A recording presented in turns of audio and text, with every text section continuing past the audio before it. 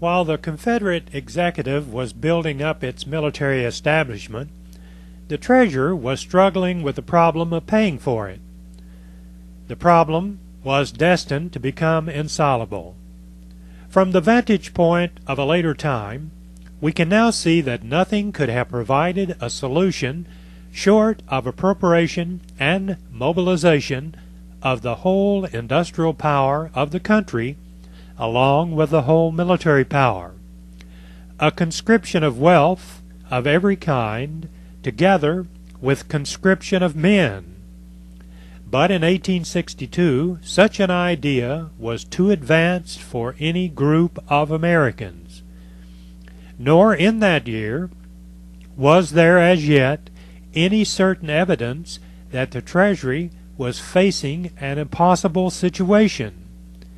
Its endeavors were taken lightly, at first almost because of the profound illusion which permeated Southern thought that cotton was king. Obviously, if the Southern ports could be kept open and cotton could continue to go to market, the Confederate financial problem was not serious. When Davis, soon after his first inauguration, sent Yancey, Rost, and Mann as commissioners to Europe to press the claims of the Confederacy for recognition, very few Southerners had any doubt that the blockade would be short-lived. "Cotton is king," was the answer that silenced all questions. Without American cotton, the English mills would have to shut down. The operatives would starve. Famine and discontent would, between them, force the British ministry to intervene in American affairs. There were, indeed, a few far-sighted men who perceived that this confidence was ill-based and that cotton, though it was a power in the financial world, was not the commercial king. The majority of the population, however, had to learn this truth from keen experience. Several events of 1861, for a time, seemed to confirm this illusion. The Queen's proclamation in the spring, giving the Confederacy the status of a belligerent, and in the autumn, the demand by the British government for the surrender of the commissioners, Mason and Slidell, who had been taken from a British picket ship by a Union cruiser. Both these events seem to indicate active British sympathy. In England, to be sure, Yancey became disillusioned. He saw that the international situation was not so simple as it seemed, that while the South had powerful friends abroad, it also had powerful foes, that the British anti-slavery party was a more formidable enemy than he had expected it to be, and that intervention was not a foregone conclusion. The task of an unrecognized ambassador being too annoying for him, Yancey was relieved at his own request, and Mason was sent out to take his place. A singular little incident, like a dismal prophecy, occurred as Yancey was on his way home. He passed through Havana early in 1862, when the news of the surrender of Fort Donelson had begun to stagger the hopes and impair the prestige of the Confederacy.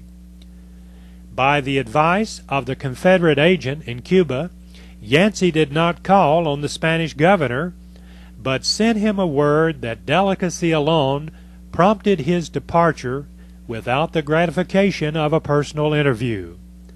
The governor expressed himself as exceedingly grateful for the noble sentiment, which prevented Yancey from causing international complications at Havana.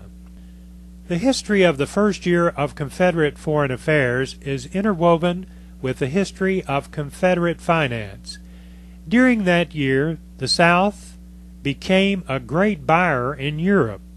Arms, powder, cloth, machinery, medicine, ships, 1,000 things had all to be bought abroad.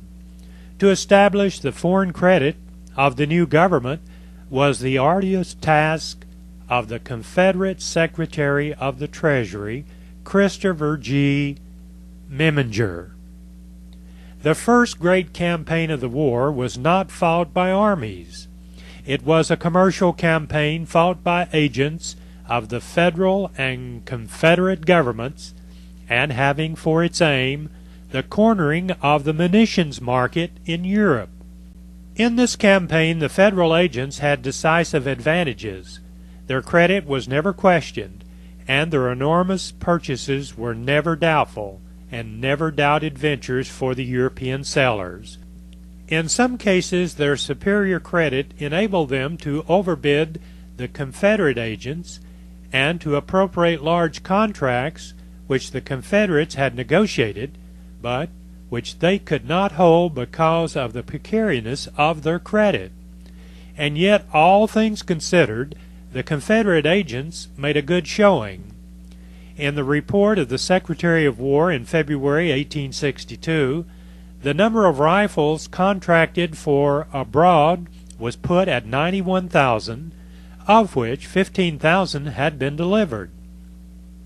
The chief reliance of the Confederate Treasury for its purchases abroad was at first the species of the southern branch of the United States Mint and in southern banks. The former the Confederacy seized and converted to its own use. Of the latter it lured into its own hands a very large proportion of what is commonly called the 15 million loan, and issue of 8% bonds authorized in February 1861. Most of the species seem to have been taken out of the country by the purchase of European commodities.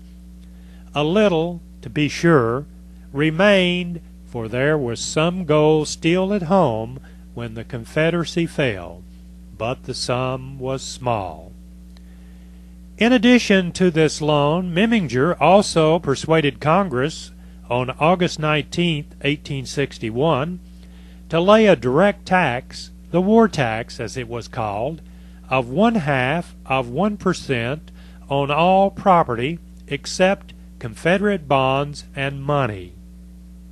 As required by the Constitution, this tax was apportioned among the states, but if it assumed its assessment before April 1, 1862, each state was to have a reduction of 10%.